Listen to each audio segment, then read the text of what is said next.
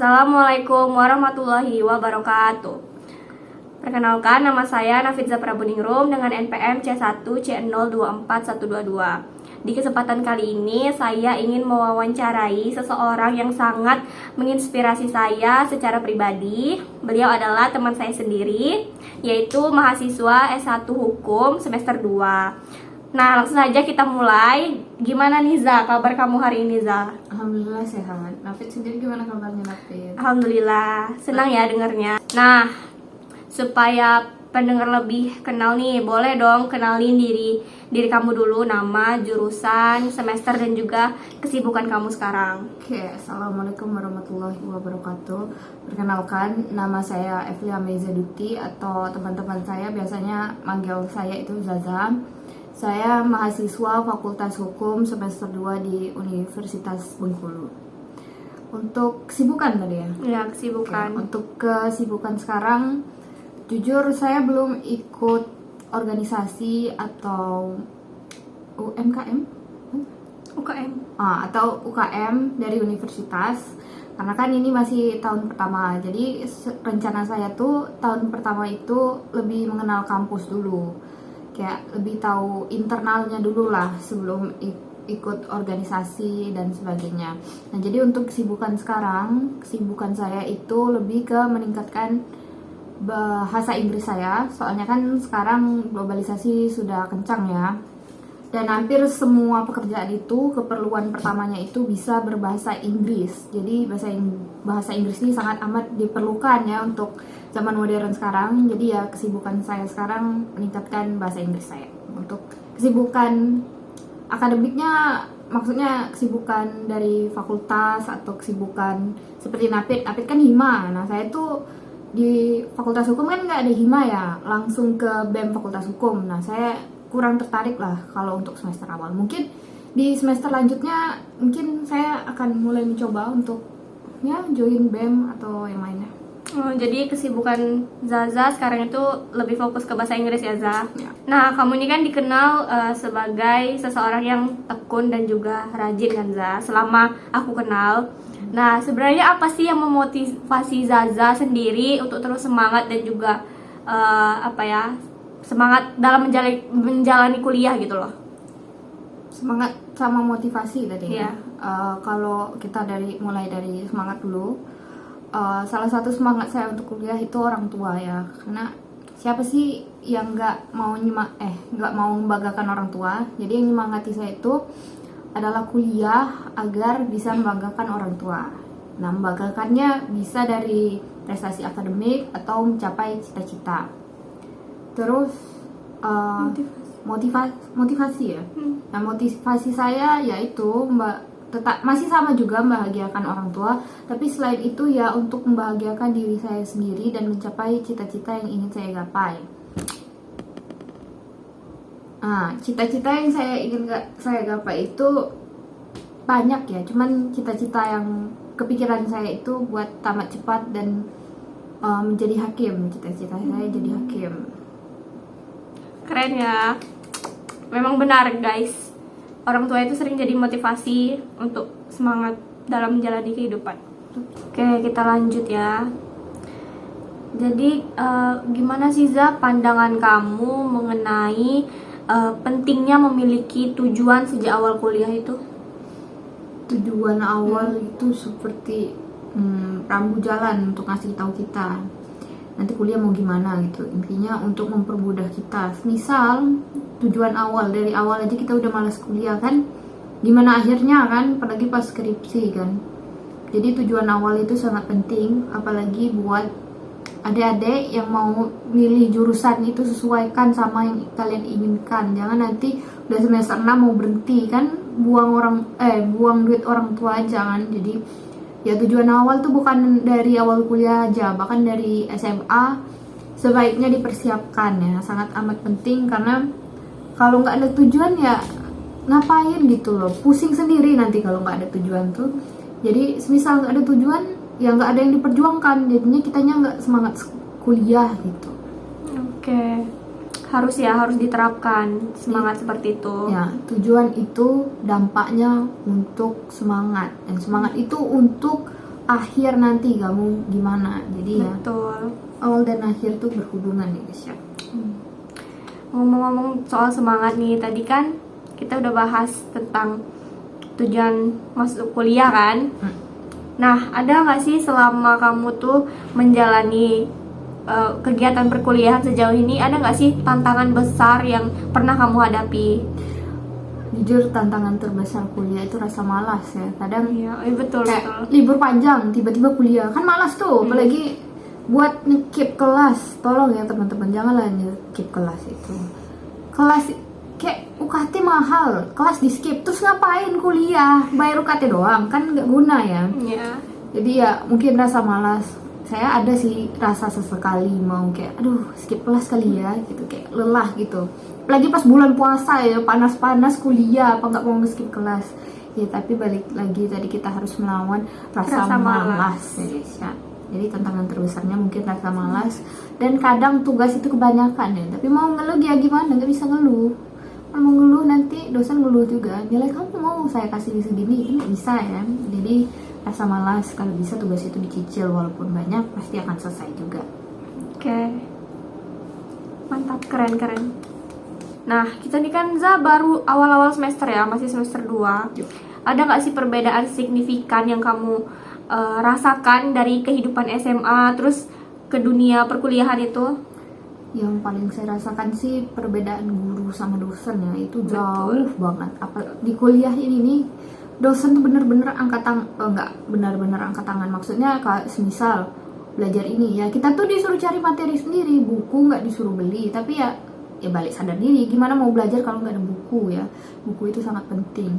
Semisal dosen nyuruh merangkum, kitanya nggak ada buku, ya gimana? Kan bukan salah dosen juga kan sadar diri lah. Jadi kayak pembelajarannya beda ya, dosen sama guru. Kayak guru tuh masih care gitu, masih tahu ngingatin. Kalau dosen mah ya serah kamu, sudah besar, masa tugas mau diingatin gitu. Jadi mungkin dari guru sama dosen. Terus kenalan cutting itu sangat penting ya, kenalan cutting, karena jujur awal masuk dulu saya kayak orang lengung, nganggung. Saya dulu nggak ngerti ngisi KRS itu, bener-bener nggak ngerti. Tiba-tiba besoknya udah hari terakhir aja KRS harus diisi, kan bingung ya mau nanya sama siapa, nggak tahu. Akhirnya untungnya ada kakak ubus saya, jadi nanya sama kakak ubus. Jadi bener-bener di kuliah ini kita tuh cari informasi sendiri gitu. Kalau di SMA kan masih ada, dibimbing. iya masih ada OSIS yang ngasih tahu kan, misal ada kegiatan atau apa, ada guru juga, ada wali kelas. Kalau sekarang mana ada wali kelas guys. Jadi bener-bener informasi itu harus cari sendiri. Jadi kita harus rajin-rajin cari informasi, bertanya, update. Dan juga kalau bisa perbanyak kenalan sama cutting ya. Di orang tua. Nah, kalau boleh tahu lagi nih gimana sih cara kamu itu membagi waktu antara kuliah dengan aktivitas lain di luar perkuliahan? Bagi waktu di luar sama di luar perkuliahan, jujur di fakultas hukum ini nggak terlalu sibuk untuk jadwal kuliah dan di luar kuliah, tapi tetap ada seperti di fakultas lain seperti seminar. Nah, tapi di fakultas hukum ini, misal ada seminar, itu biasanya dosen mengosongkan kelas dan lebih menganjurkan mahasiswa untuk mengikuti seminar. Sebagai contoh, kemarin itu ada seminar dari dosen dari Malaysia kalau nggak salah. Nah, itu untuk mata kuliah hak kekayaan intelektual. Nah, jadi kan pas UTS itu kan ada 2 minggu. Nah, minggu pertama itu kami nggak kuliah, tapi disuruh wajib ikut seminar. Nah, untuk minggu kedua itu baru UTS. Jadi alhamdulillah di fakultas hukum ini gak terlalu sibuk. Dan kalau memang ada kegiatan di luar kuliah, itu dianjurkan oleh fakultas untuk mengikuti seperti seminar dan yang lain-lainnya. Keren. Nah, tadi kan bahas tentang manajemen waktu kan, Za. Pernah gak sih kamu tuh ngerasa capek atau jenuh di tengah kesibukan kamu? Nah, kalau iya, biasanya kamu tuh gimana sih ngatasin hal itu? Kesibukan sebagai mahasiswa fakultas hukum ini kebanyakan karena tugas ya, karena ya emang hukum itu biasanya kalau dosen ngasih tugas tuh pasti banyak, apalagi kalau semua matkul barengan ngasih tugasnya itu capek banget. Jadi semisal saya bosan, jenuh atau capek, ya kalau untuk capek ya tidur lah. Obat capek apa? Tidur. Nah iya, jadi tidur. Tapi tidurnya jangan lama-lama, paling 1 atau 2 jam gitu. Terus untuk mengatasi jenuh atau bosan, ya siapa sih nggak jenuh atau bosan kalau secara berjam-jam terus-terusan ngerjain tugas. Ya biasa kalau saya bosan, saya berhenti dulu, ngerjain kegiatan lain, mungkin nonton atau nggak main game. Tapi balik lagi seperti tidur, ya nggak lama-lama. Soalnya kalau lama-lama ya sama aja saya nunda dan tambah sibuk dong saya. Iya, salah satu obat jenuh adalah kopi ya. Saya suka banget kopi, mantap kopi. Kadang kita perlu istirahat ya guys, agar tetap waras dan bisa semangat lagi. Nah, tadi kan kita udah bahas tentang kejenuhan kan. Sekarang aku mau nanya nih, ada nggak sih kebiasaan kecil yang kamu lakuin yang menurut kamu itu tuh membantu kamu untuk tetap produktif? Kebiasaan kecil paling meluangkan waktu. Nah, balik lagi ya, Fakultas Hukum itu sibuknya tentang tugas. Nah, kebiasaan kecil itu paling nyicil tugas atau nyicil referensi yang mau dikerjakan atau digunakan saat mengerjakan tugas. Contoh, saya ada tugas disuruh merangkum buku nih. Nah, ya semisal saya lagi luang, ya saya cari buku yang mau dirangkum itu apa, babnya ada berapa, dan subbabnya itu ada berapa, biar saya itu tahu. Nah, tugas ini nih kira-kira kalau dicicil butuh berapa hari gitu. Jadi kebiasaan kecilnya mungkin ngecek-ngecek tugas sih, biar tahu kapan bisa dicicil, sehingga waktu saya tuh kepakai dengan baik gitu loh, nggak dadakan. Misal saya lupa ngecek, saya pernah tuh lupa ngecek, ternyata banyak, ya terpaksa saya kerjain sampai jam 3 malam. Jadi itulah kebiasaan kecil yang penting itu untuk mengecek tugas ya. Harus ya guys, harus dibiasakan. Biar tugas itu tidak menumpuk. Betul. Nah Zah, di tengah kesibukan kamu nih, kamu tuh tetap aktif di kegiatan yang bermanfaat kan, kayak seminar tadi. Nah ceritain dong seminar itu tadi. Seminar, paling ya itulah ikut seminar kan. Seminar tentang hukum ini nih banyak dan biasanya tuh sangat bermanfaat untuk mahasiswanya. Maka dari itu tadi yang seperti saya sebutkan, mahasiswa Fakultas Hukum ini sangat amat dianjurkan mengikuti kalau misal ada seminar. Seperti kemarin tuh ada Rocky Gerung sama Mahfud. Nah tapi sayangnya kemarin itu kami lagi UTS atau apa gitu, pokoknya nggak bisa datang lah. Tapi dari kelas lain itu, kelas lain yang mewakilkan kami. Nah, tak aktif dalam mencari kegiatan bermanfaat ya seminar itu. Nah, karena kenapa sih seminar ini sangat amat bermanfaat? Karena dari seminar ini kita bisa tahu dari pengalaman orang itu, mungkin bisa kita jadikan pelajaran untuk kita sendiri. Keren. Tadi kan di tengah huru-hara perkuliahan, kesibukan di luar kampus. Nah, kalau boleh tahu nih Zah, siapa sih orang yang paling berpengaruh dalam membentuk semangat kamu selama ini tuh? Paling berpengaruh sudah pasti orang tua ya. Kenapa sih orang tua jadi semangat saya dalam belajar? Karena ya tujuan kuliah kan untuk mencapai cita-cita. Nah, salah satu cita-cita saya itu untuk membahagiakan orang tua. Jadi ya secara logika sudah pasti orang tua itu jadi semangat belajar saya ya. Nah, kenapa sih orang tua jadikan semangat belajar? Karena ya orang tua itu kayak berharap lah sama kita. Orang tua mana sih yang nggak berharap kepada anaknya? Betul. Jadi ya kita harus semangat lah buat orang tua kita itu. Mereka udah berharap kepada kita.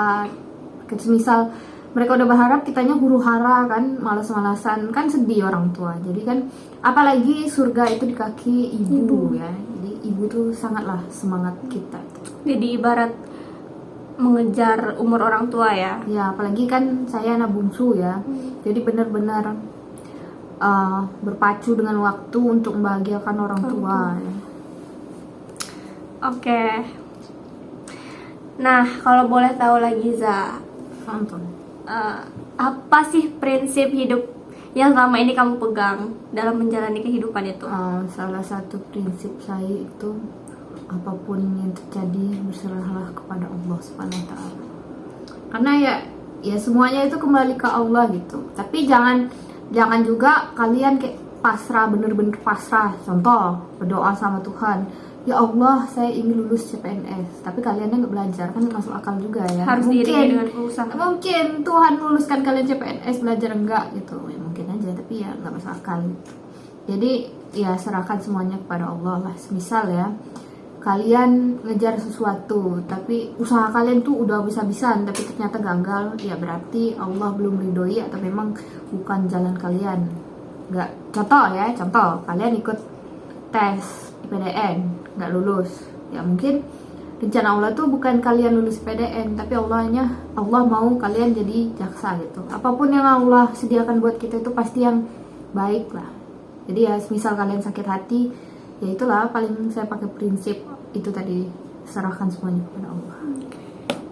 Masya Allah. Nah, kalau tadi udah bahas tentang prinsip, sekarang nih kalau kamu diberi kesempatan untuk kasih pesan ke mahasiswa lain agar mereka tuh tetap semangat kuliah, kamu mau menyampaikan apa, Zah? Be yourself and never surrender. Jangan menyerah, ingat orang tua ya guys. Apalagi kalau kalian itu yang merantau ya. Temen saya, kelas saya kan banyak yang merantau ya. Dan saya lihat tuh mereka semua semangat. Nah, kalian yang dalam kota, yang merantau aja semangat, masa kalian yang dalam kota gak semangat gitu loh. Kembali lagi ke orang tua. Ingatlah orang tua kalian yang capek-capek cari uang untuk menyekolahkan kalian. Masa kalian tega menjatuhkan semangat kerja orang tua kalian lah. Pokoknya semangatlah kuliah, gak ada salahnya semangat kuliah. Kuliah itu sangat bermanfaat ya guys ya buat kita, karena semua kebaikan itu pasti balik ke kita gitu. Nggak mungkin kuliah, saya nyesal kuliah, ngapain bayar UKT, nggak pernah berkuliah. Nggak ada orang yang, mungkin ada menggerutu ya, tapi ya sesuatu yang baik itu buahnya bakal baik ya guys ya, kalau kita menjalankannya dengan semangat dan ikhlas. Jadi tetap semangat, selalu ingat orang tua ya guys ya, sayangilah orang tua kalian dengan tetap semangat dalam berkuliah dan mengejar cita-cita. Setuju banget. Oke Niza, terakhir, kamu punya nggak sih target atau cita-cita jangka pendek dan juga jangka panjang? Untuk jangka pendek, cita-cita saya UAS nanti aman ya. Siapa sih yang nggak mau UASnya nggak aman? UAS nanti aman dan nilai semester 2 ini bagus. Terus cita-cita semua mahasiswa pastinya ya lulus cum laude. Kalau bisa 3,5 tahun lah ya, kalau bisa ya, kita bismillah dulu. Terus IPK, kalau IPK 4 kayaknya enggak deh, berat coy. Masalahnya semester 1 nilai saya udah enggak 4 gitu. Mungkin susah kalau mau nggak mungkin, bukan susah, nggak mungkin dapat IPK 4. Yang jelas nilainya A lah ya setidaknya untuk wisuda nanti. Cita-cita dalam jarak dekat ya tadi wisuda cepat dan UAS nanti aman. Kalau untuk jangka panjang mungkin sudah wisuda langsung dapat kerja. Bismillah ya, bismillah. Namanya juga doa ya guys ya, cita-cita orang mana yang cita-citanya buruk, cita-cita pasti baik ya. Jadi cita-cita saya mau cepat lulus dan langsung mendapatkan kerja, dan semoga kerjanya itu sesuai dengan saya ya. Siapa sih mau kerja gak sesuai passion ya kan? Semoga cita-citanya sesuai dengan saya. Terus kalau jangka panjang, semoga rezeki saya dilancarkan. Amin. Biar saya bisa membahagiakan orang tua dan keluarga orang tua saya ya. Apalagi bibi, paman, sepupu, karena ya mereka tuh banyak lah perannya dalam hidup saya ya. Jadi ya itulah cita-cita panjangnya. Semoga semua yang saya inginkan bisa tercapai dan semuanya diridhoi oleh Allah. Dan semoga, ini paling semoga nih, umur orang tua saya itu panjang. Amin. Biar bisa melihat saya sukses gitu. Janganlah tinggalin saya, tunggu saya sukses dulu baru tinggalin saya. Impian semua anak ya. Ya, mau sukses dilihat orang tua. Kadang sedih saya lihat orang tuh udah sukses tapi orang tuanya meninggal gitu. Sedih banget. Mungkin sekian untuk wawancara hari ini. Terima kasih kepada Zaza yang telah berbagi cerita dan juga motivasinya di dalam video ini. Semoga kita semua terinspirasi dari teman saya Zaza ini. Sekian dari saya. Wabillahi taufiq wal hidayah. Wassalamualaikum warahmatullahi wabarakatuh.